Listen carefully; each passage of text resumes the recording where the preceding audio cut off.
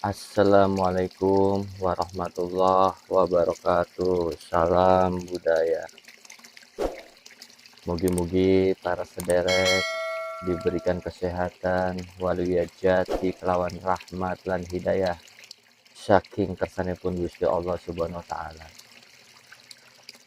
Para sedulur, kebetulan tadi siang saya berada di salah satu jalan di tengah kota Cirebon, yaitu Jalan Pagongan, atau lebih tepatnya di sekitar pertigaan Sukalila.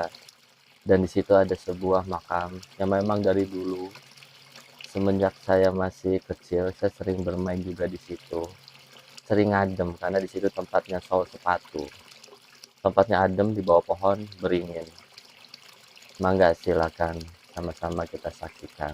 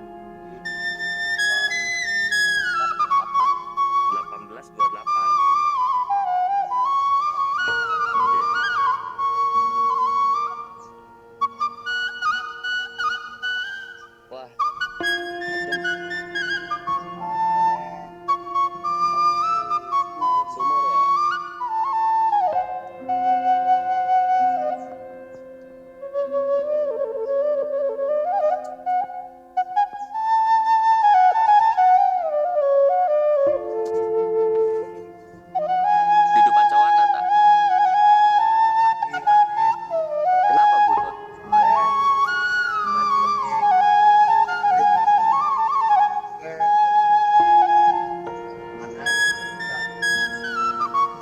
Bisa pirang tahun gitu ya?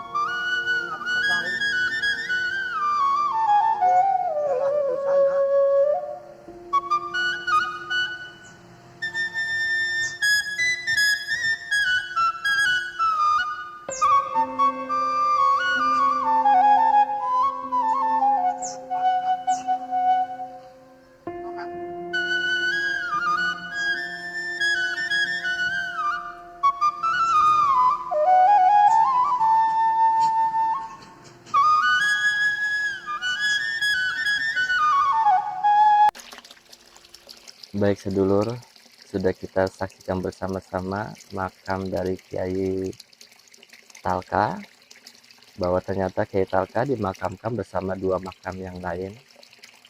Dan Kiai Talka hidup setelah zamannya para wali. Karena jika kita patokannya kepada Kanjeng Sunannya Gunung Jati yang wafat tahun 1568, sedangkan Kiai Talka hidup di era tahun 1828, jadi hidup di zaman setelah para wali.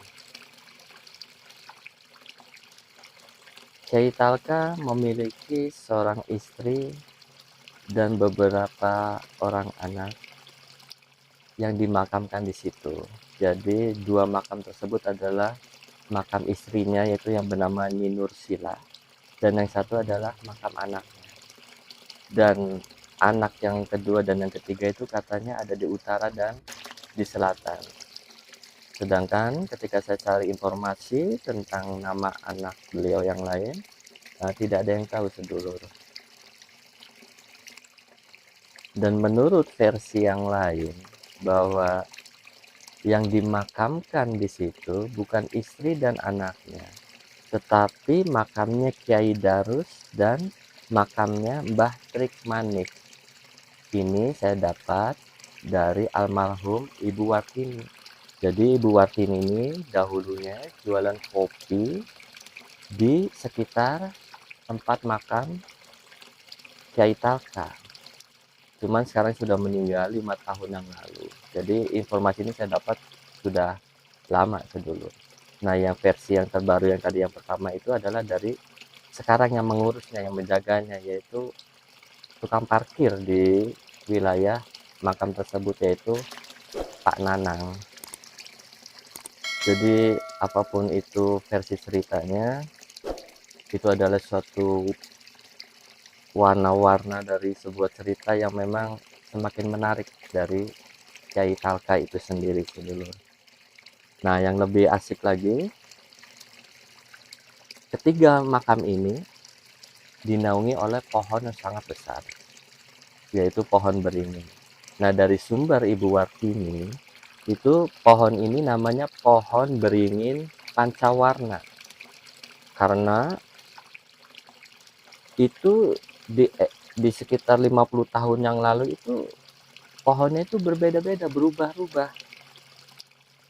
Yang pertama itu pohon bendana atau yang disebut petai selong, kemudian berubah menjadi pohon kesambi, terus berturut-turut tumbuh pohon yang berbeda seperti pohon wara, pohon berduri, dan yang terakhir ini adalah pohon beringin.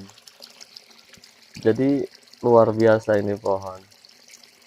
Nah, menurut versi yang berbeda, pohon ini namanya pohon bunut. Itu pohon bunut tuh biasanya adanya di sekitar wilayah Bali. Jadi sedulur, siapapun yang berziarah ke makam beliau, berziarah yang baik, karena di situ menurut kabar adalah tempatnya angker, sungil, atau apapun itu. Saya rasa tergantung dari diri kita masing-masing tujuannya ketika ingin berziarah. Karena sejatinya kalau kita berziarah ke tempat makomnya orang-orang yang soleh, orang yang baik, insya Allah akan dijaga oleh Gusti Allah, tergantung niat kitanya. Jangan untuk mengambil atau berniatan mengambil sesuatu seperti benda pusaka ataupun batu-batu, karena itu menurut saya adalah sebuah ujian yang harus dihadapi setiap peziarah. Jikalaupun ditarik paksa untuk mendapatkan benda-benda pusaka itu, saya rasa biarkanlah benda-benda pusaka itu atau batu-batu tersebut itu ada di situ, karena sejatinya mereka ditanam oleh para leluhur kita itu untuk menjaga keseimbangan alam dan untuk maksud tertentu pasti untuk kemudian hari.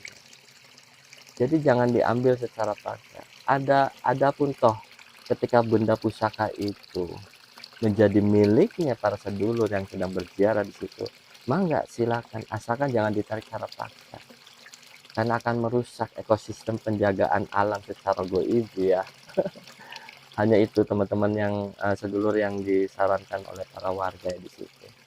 Jadi berziarahlah dengan yang baik, dan jikalaupun gerbangnya itu dikunci, kita nggak usah untuk naik, menunggu yang memiliki kunci itu untuk kita jumpai, karena kita memiliki adab dan tata krama di dalam berziarah. mari kita lanjutkan lagi sedulur. Jadi di bawah pohon beringin ini terdapat 3 buah sumur. Tapi sumur ini yang 3-nya itu ada di belakang dari pohon besar, yaitu di balik bangunan yang sekarang mengelilingi makam tersebut. Tapi ada satu sumur yang mungkin orang belum tahu, dan sumur itu terdapat di bawah pohon beringin. Jadi sumurnya ada di bawah akar pohon beringin. Jadi asik, semakin menarik dari Kiai Talka ini.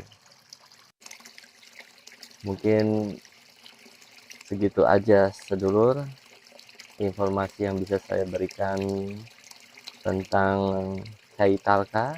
Mohon maaf jika ada banyak kekurangan.